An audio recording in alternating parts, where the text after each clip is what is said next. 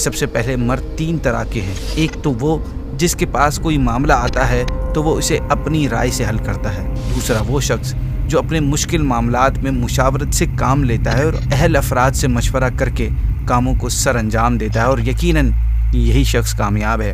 اور تیسرا شخص وہ جس کا مقدر ناکامی اور تباہی اور بربادی ہے، کیونکہ نہ تو وہ صحیح بات کے لیے کوشش کرتا ہے، نہ ہی درست بات کہنے والوں کو فالو کرتا ہے۔ السلام علیکم ورحمۃ اللہ وبرکاتہ۔ حاضر ہیں انٹرسٹنگ اور معلوماتی سیریز تاریخی فیصلے ہسٹورک ڈیسیجن میں۔ ناظرین، سیکنڈ خلیفہ امیر المؤمنین حضرت عمر فاروق رضی اللہ تعالیٰ عنہ کا دور مسلمانوں کے لیے عروج اور پروان کا دور تھا۔ اس دور میں مسلمانوں نے بہت سے علاقے فتح کیے اور بہت سی کامیابیاں اور وکٹریز حاصل کی۔ آپ رضی اللہ عنہ نے قیامت تک کے آنے والے حکمرانوں کو حکمرانی کا ایک اسٹینڈرڈ پرووائڈ کر دیا۔ ناظرین، آپ کے مثالی دور کی کامیابیوں کا ایک بہت بڑا سبب آپ کا ایک اور تاریخی فیصلہ تھا۔ وہ فیصلہ تھا ایک مضبوط شورائی نظام بنانے کا فیصلہ۔ آپ رضی اللہ عنہ نے خلیفہ بننے کے بعد امور سلطنت اور نظام سیاست کو بہتر انداز میں چلانے کے لیے ایک مضبوط شورائی نظام بنانے کا فیصلہ کیا۔ آپ کے اس فیصلے کی اہمیت کو سمجھنے سے پہلے ہمیں شورائی نظام کو سمجھنا ہوگا۔ شورا مشورے یعنی کنسلٹیشن کو کہتے ہیں، جس نظام میں مختلف معاملات پر مشاورت کے بعد ایگریڈ بات پر عمل کیا جائے۔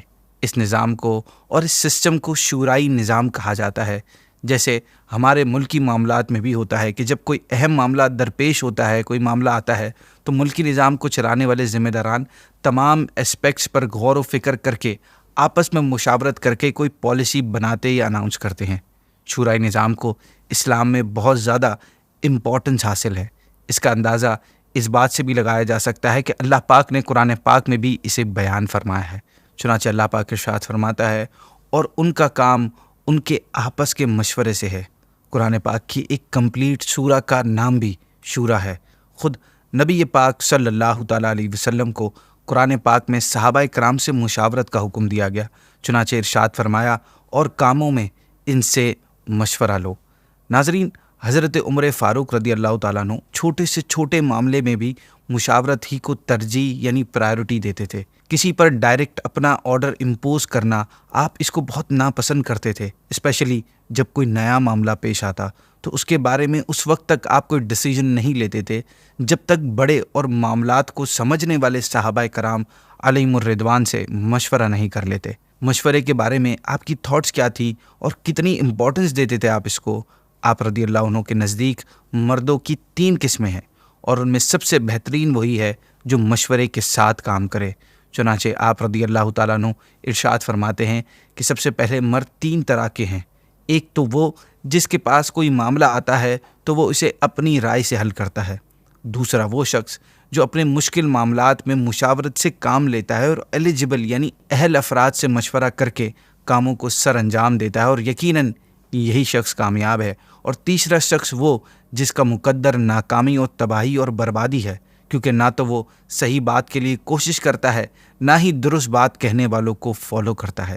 اسی طرح آپ کا یہ بھی فرمان ہے کہ میرے کاموں میں سے وہ کام جو بغیر مشورے کے ہوں ان میں کوئی بھلائی نہیں۔ مشورہ کرنا کن سے چاہیے؟ آپ رضی اللہ تعالیٰ عنہ فرماتے ہیں کہ اپنے معاملات میں ان لوگوں سے مشورہ کرو جو اللہ پاک سے ڈرنے والے ہوں۔ آپ رضی اللہ تعالیٰ عنہ بڑی پیاری اگزامپل سے لوگوں کو اس کی اہمیت سمجھاتے ہیں۔ مشورے کی امپورٹنس سمجھانے کے لیے آپ فرماتے ہیں کہ اکیلے شخص کی رائے کچے دھاگے کی طرح ہے، اور 2 لوگوں کی رائے 2 پختہ دھاگوں کی طرح ہے، جبکہ 3 افراد کی رائے نہ ٹوٹنے والی رسی کی طرح ہے۔ اسی امپورٹنس کی وجہ سے آپ رضی اللہ عنہ نے اپنے دور میں 2 مجلس شورا بنائی تھی۔ کامنلی جس مجلس شورا کا تذکرہ تاریخ کی ہسٹری کی کتابوں میں ملتا ہے، اس سے مراد وہ مجلس شورا تھی جو آپ نے اپنی وفات کے وقت نیکسٹ خلیفہ بنانے کے لیے بنائی تھی۔ ناظرین، اس کے علاوہ ایک مجلس شورا وہ بھی تھی جو آپ نے خلیفہ بننے کے بعد بنائی تھی، جس سے آپ رضی اللہ تعالیٰ عنہ مختلف معاملات میں مشاورت فرمایا کرتے۔ یہاں تک کہ آپ کی بنائی گئی شورا کے ممبرز کی بات کی جائے تو چونکہ آپ کی مشاورت کا دائرہ بہت وسیع تھا، کافی بگ تھا، اس لیے مجلس شورا کے تمام ممبرز کی تعداد معلوم کرنا بہت مشکل کام ہے، لیکن کچھ صحابہ کرام کے اس حوالے سے نام ملتے ہیں جن میں حضرت سیدنا عباس رضی اللہ تعالیٰ عنہ، اسی طرح آپ کے شہزادے حضرت عبداللہ بن عباس رضی اللہ تعالیٰ عنہ شامل ہیں۔ بلکہ حضرت عبداللہ بن عباس رضی اللہ تعالیٰ عنہ کو تو آپ اکثر اپنے ساتھ ہی رکھا کرتے۔ ان کے علاوہ حضرت عثمان بن عفان، مولا علی شیر خدا، حضرت معاذ بن جبل، حضرت ابی بن کعب اور حضرت زید بن ثابت رضی اللہ تعالیٰ عنہم وغیرہ کے نام بھی شامل ہیں۔ ناظرین، آپ کے دور میں مشوروں کے لیے کوئی اسپیسیفک جگہ مخصوص نہیں تھی۔ آپ زیادہ تر مشورے مسجد نبوی میں ہی کیا کرتے تھے۔ البتہ اگر مدینے سے باہر کسی خاص مقام پر مشورے کی نیڈ ہوتی تو کسی بھی مناسب جگہ پر مشورہ کر لیا جاتا تھا۔ مشورے کا کوئی مخصوص طریقہ کار نہیں تھا۔ بعض واقعات سے معلوم ہوتا ہے کہ جب کسی اہم معاملے میں مشورہ کرنا ہوتا تو پہلے ایک اعلان کرنے والا یوں اعلان کرتا، الصلاۃ جامع، یعنی سب لوگ نماز کے لیے جمع ہو جائے۔ جب لوگ جمع ہو جاتے تو فاروق اعظم مسجد نبوی تشریف لاتے اور 2 رکعت نماز پڑھاتے، پھر اللہ کی حمد و ثنا بیان کرنے کے بعد مشورہ شروع ہو جاتا تھا۔ تاریخی کتابوں میں اسٹڈی کرنے سے یہ معلوم ہوتا ہے کہ آپ کی بنائی ہوئی مجلس شورا کے مشورے 2 طرح کے ہوتے تھے۔ ایک ڈیلی روٹین کے کامن اور جنرل مشورے، ان مشورے میں فاروق اعظم فقط شورا ہی کے مشورے پر اتفاق کیا کرتے اور ان کا فیصلہ فرما دیا کرتے تھے، کیونکہ وہ معاملات اتنے کمپلیکس، اتنے ڈیفیکلٹ نہیں ہوا کرتے تھے۔ دوسرے وہ مخصوص اور اہم معاملات کے لیے مشورے ہوتے تھے۔ ان معاملات میں فاروق اعظم پہلے مجلس شورا سے مشورہ فرماتے، پھر ان کے علاوہ دوسرے بڑے اور ماہرین صحابہ کرام کی رائے لیتے تھے اور پھر تمام پبلک ریپریزنٹیٹیوز کے سامنے اسے رکھتے تھے۔ اس کا بینیفٹ یہ ہوتا تھا کہ اس مسئلے کے تمام پہلو، پازیٹیو اور نیگیٹو ایسپیکٹ سامنے آ جاتے تھے اور کسی کے ذہن میں کسی حوالے سے کوئی بھی اعتراض نہیں آتا تھا، کیونکہ وہاں پر موجود ہر شخص کو اوپنلی اپنا اوپینین بتانے کی پرمیشن ہوتی تھی۔ اسی وجہ سے پھر اختلاف و انتشار کی کوئی صورت نہیں بنتی تھی۔ آپ رضی اللہ تعالیٰ عنہ سم ٹائم مجلس شورا کے علاوہ لوگوں سے بھی مشاورت فرماتے۔ بعض روایت میں آتا ہے کہ آپ کے سامنے جب کوئی مشکل معاملہ پیش آ جاتا تو آپ نوجوانوں کو بلا کر ان کی ذہنی آزمائش کے لیے ان سے بھی مشاورت فرماتے تھے۔